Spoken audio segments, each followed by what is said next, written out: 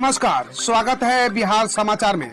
चलिए देखते हैं बिहार की ताजा और बड़ी खबरों को। इससे पहले आप बिहार के किस जिले से न्यूज को देख रहे हैं, हमें कमेंट बॉक्स में जरूर बताइए। साथ ही डेली खबरों से अपडेट रहने के लिए चैनल को सब्सक्राइब कर बेल आइकन को दबाना बिल्कुल ना भूलें।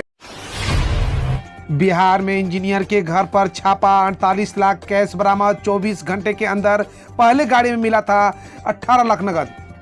ग्रामीण कार्य विभाग के अधीक्षण अभियंता अनिल कुमार के पटना और दरभंगा स्थित घरों पर रविवार को आईटी व पुलिस संयुक्त छापेमारी में 48 लाख रुपए कैश मिलने की सूचना है। दरभंगा में नकदी के साथ संपत्ति के दस्तावेज भी मिले हैं। वहीं पटना से भी बरामदगी की अपुष्ट सूचना आ रही है। अनिल कुमार से कुढ़नी थाने में आईटी टीम की मौजूदगी में पूछताछ चल रही है। बता दें कि शनिवार को मुजफ्फरपुर में अनिल कुमार की गाड़ी से मिला था 18 लाख का कैश। दरभंगा में तैनात अनिल कुमार को नगद बरामदगी के बाद पीआर बांड पर छोड़ दिया गया था। अनिल कुमार से दोबारा पूछताछ के बाद छापेमारी की गई थी। ललन सिंह की ताजपोशी, आरसीपी सिंह को प्रशंसा। जेडीयू की राष्ट्रीय परिषद की बैठक में 18 प्रस्ताव पर लगी मुहर। राजधानी पटना में रविवार को जेडीयू की राष्ट्रीय परिषद की बैठक हुई। राष्ट्रीय अध्यक्ष ललन सिंह की अध्यक्षता में हुई इस बैठक में कुल 8 प्रस्तावों पर मुहर लगी। जेडीयू के पहले प्रस्ताव में राजीव रंजन सिंह उर्फ ललन सिंह के सर्वसम्मति से राष्ट्रीय अध्यक्ष निर्वाचित किए जाने पर राष्ट्रीय परिषद ने मुहर लगा दी। वहीं रामचंद्र प्रसाद सिंह के राष्ट्रीय अध्यक्ष के रूप में महत्वपूर्ण योगदान के प्रति आभार व्यक्त और उनके कार्यकाल की प्रशंसा पर राष्ट्रीय कार्यकारिणी के फैसले का अनुमोदन किया गया। बिहार में महिला पुलिस कर्मियों का बनेगा डाटाबेस, सभी थानों में होगी तैनाती। बिहार में महिला पुलिस पदाधिकारियों को पहले के मुकाबले ज्यादा संख्या में तैनात प्रभारी की कमान सौंपने की तैयारी है। गृह विभाग ने पुलिस मुख्यालय से महिला पुलिस पदाधिकारियों और कर्मियों के संबंध में विस्तृत रिपोर्ट देने को कहा है। पुलिस मुख्यालय से थाना प्रभारी एवं जिला पदस्थापन की अर्हता प्राप्त कुल पुलिस पदाधिकारियों की जानकारी मांगी है। साथ ही थाना प्रभारी के पद के लिए पुरुष एवं महिला पुलिस कर्मियों का वर्गीकरण कर अलग अलग सूची भेजने को कहा गया है। बिहार में 8वीं तक के बच्चों को कब मिलेंगे किताब और पैसे, सरकार ने दिया जवाब। बिहार के सरकारी प्रारंभिक स्कूलों में दूसरी कक्षा से 8वीं कक्षा तक में पढ़ने वाले 1,29,06,682 छात्र छात्राओं को सोमवार के बाद किताब के पैसे मिल जाएंगे। चौथी तक के हर बच्चे को 250 रुपये, जबकि 5वीं से 8वीं तक के प्रति विद्यार्थी को 400 रुपये किताबों के खरीदने के लिए दिए जाएंगे। पैसे बच्चे या अभिभावकों के खाते में डीटीटी के माध्यम से भेजे जाएंगे। पंचायत चुनाव के लिए मतदान पदाधिकारियों का भत्ता तय, जाने कितने मिलेंगे रुपये। पंचायत चुनाव के लिए राज्य निर्वाचन आयोग ने पीठासीन पदाधिकारियों, मतदान अधिकारी, सेक्टर पदाधिकारी सहित चुनाव ड्यूटी में लगने वाले सभी अधिकारी और कर्मियों के लिए अग्रिम यात्रा और दैनिक भत्ता की राशि तय कर दी गई है। आयोग द्वारा इनकी जानकारी सभी आयुक्त और डीएम को भेजी गई है। पीठासीन पदाधिकारियों को 3 दिन के प्रशिक्षण, मतदान और मतगणना के लिए 500 रुपये प्रतिदिन, मतदान अधिकारी 1 और 2 को प्रतिदिन 375 रुपये मिलेगा। बिहार सरकार ने नई खेल नीति बनाने की घोषणा की। डिप्टी सीएम ने 74 खिलाड़ी को दिए पुरस्कार।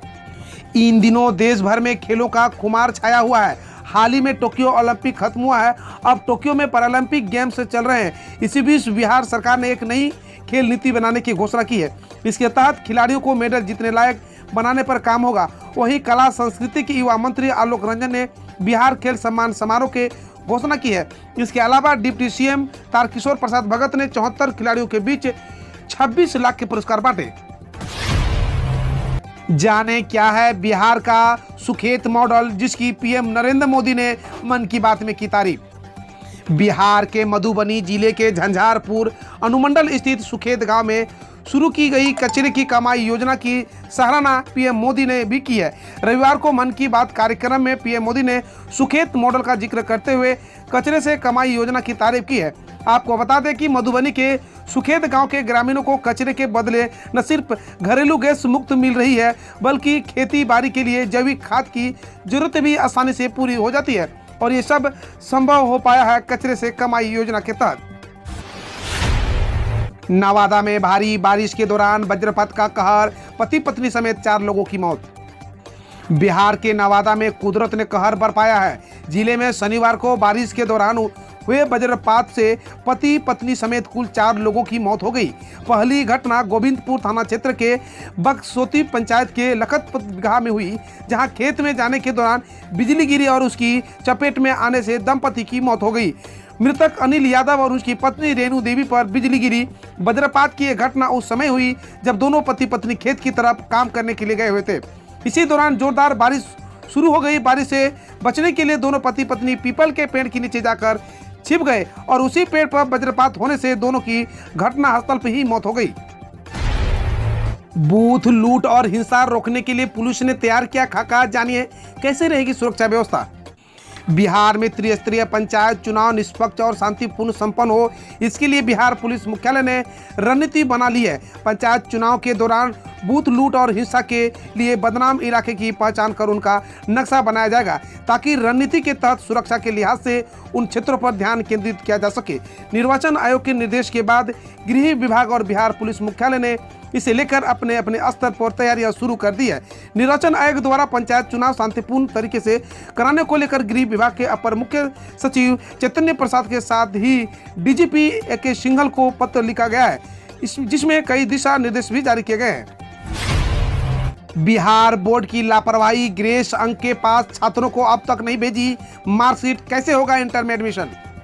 बिहार विद्यालय परीक्षा समिति की लापरवाही के कारण प्रखंड क्षेत्र के उच्च विद्यालय सिमरी, उच्च विद्यालय परसोनी, मुरलियाचक सहित कई उच्च विद्यालयों से ग्रेस अंक के आधार पर मैट्रिक पास छात्रों का रिजल्ट फेल आने से छात्रों में निराशा दिख रही है।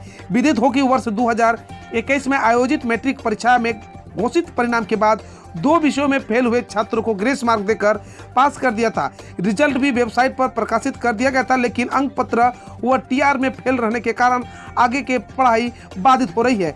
ग्रेस अंक के आधार पर सफल छात्रों ने इंटरमीडिएट में एडमिशन के लिए ऑनलाइन आवेदन भी किया है।